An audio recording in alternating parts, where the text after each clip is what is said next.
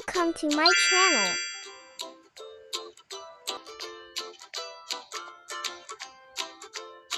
Assalamualaikum warahmatullahi wabarakatuh. Perkenalkan, nama saya Intan Zahratul Asna, mahasiswi program studi PGMI Stai Anu Tangsel tahun 2022.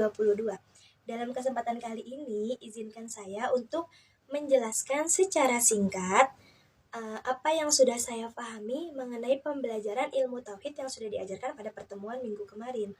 Jadi, sebelum kita mengetahui apa sih ilmu tauhid itu, kita harus tahu tauhid itu berasal dari kata apa. Nah, tauhid itu berasal dari kata Wahada yuwahidu tawadan. yang artinya adalah keesaan. Keesaan siapa? Keesaan Allah. Maka jelas dari itu, ilmu tauhid adalah ilmu yang mempelajari dan membahas lebih dalam, mengupas tuntas segala tentang Allah. Mulai dari eksistensi Allah, nama, sifat, ciptaan, dan juga zat Allah, dan lain sebagainya. Jadi, ketika kita beribadah kepada Allah, gitu kan, kepada Tuhan kita harus tahu nih siapa yang kita sembah, seperti apa loh yang kita sembah sebelum kita beribadah, agar kita bisa yakin dalam ibadah kita itu. Maka Syekh Ibnu Ruslan mengatakan dalam kitab Matan Zubatnya, awalu wajibin ala kulli mukallafin marifa ilahu bistikoni. Yang pertama wajib bagi mukallaf adalah mengenal Tuhannya dengan seyakin-yakinnya. Nah, mukallaf itu siapa? Mukallaf itu adalah orang yang sudah diberatkan kewajiban dalam menunaikan syariat agama. Jadi, ketika kita ingin beribadah kepada Allah dengan yakin, tentunya kita harus mengenal siapa itu Allah, seperti apa itu Allah, ya kan? Nah, sama seperti kita mengenal seseorang, kita harus mengetahui siapa namanya. Mengenal Allah pun kita harus tahu. Jadi yang pertama adalah ma'rifah bil asma. Jadi mengenal Allah dari nama-namanya. Nah, nama-nama Allah ini ada 99 tercakup dalam Asmaul Husna.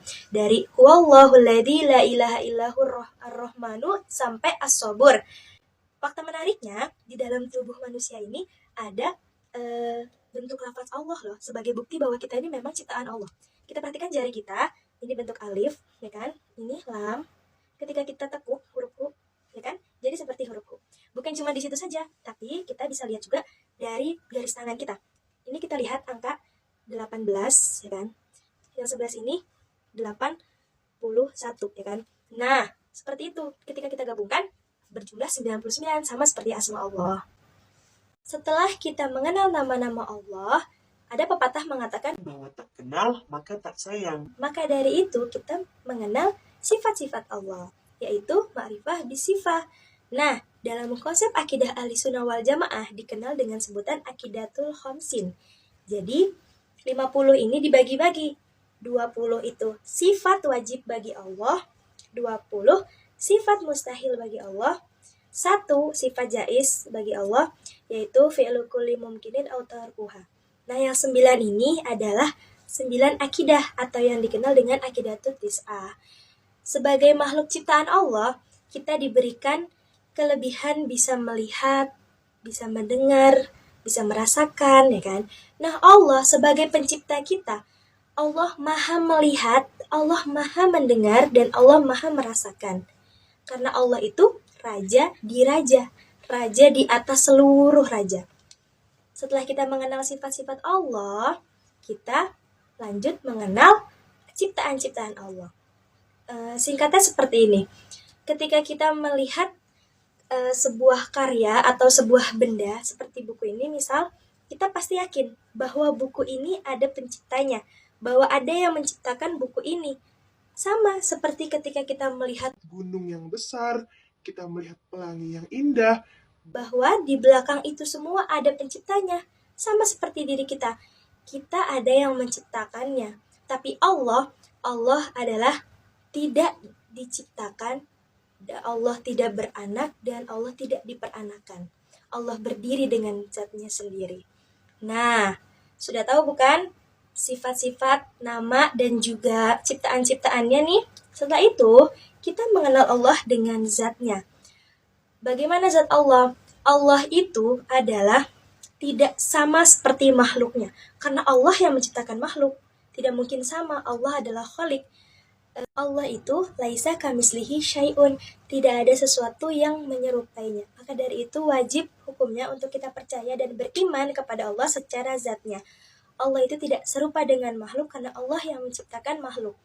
Allah tidak menempati ruang, Allah tidak menempati tempat. Allah itu berbeda dengan makhluk karena kita dan seluruh alam semesta ini diciptakan oleh Allah. Tidak mungkin Allah sama dengan ciptaannya. Nah, setelah kita mengetahui ma'rifah kepada Allah ini, ada 3 keuntungan yang bisa didapatkan ketika kita sudah ma'rifah kepada Allah. Yang pertama, kita mempunyai rasa malu kepada Allah. Mempunyai rasa malu di sini adalah malu ketika kita mengerjakan maksiat dan meninggalkan taat. Nah, setelah itu, yang kedua, itu kita mempunyai rasa cinta kepada Allah. Melakukan apapun ibadah dengan rasa cinta, dengan rasa cinta kepada Allah. Nah, yang ketiga itu sangat rindu ingin berjumpa dengan Allah. Rasanya ini sangat ingin buru-buru bertemu dengan Allah gitu. Sangat ingin, karena sudah cinta jadi ingin buru-buru bertemu kepada Allah. Dan ada beberapa hukama yang dinukil dari kitab Nasuhul Ibad, yaitu sebagai berikut. Man arafallahu lam yakun ma'al khalqi laddatu wa man arafat dunya lam yakun lahu fiha rokbatan wa man arafadalullahi ta'ala lam yataqaddam ilaihil husama.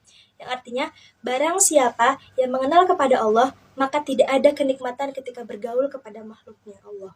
Dan barang siapa yang mengenal dunia, maka tidak ada kesukaan baginya di dunia itu yang abadi. Dan barang siapa yang mengenal hakikat keadilan Allah, maka pasti ia tidak akan maju untuk terlibat sengketa yang sedang dipermasalahkan.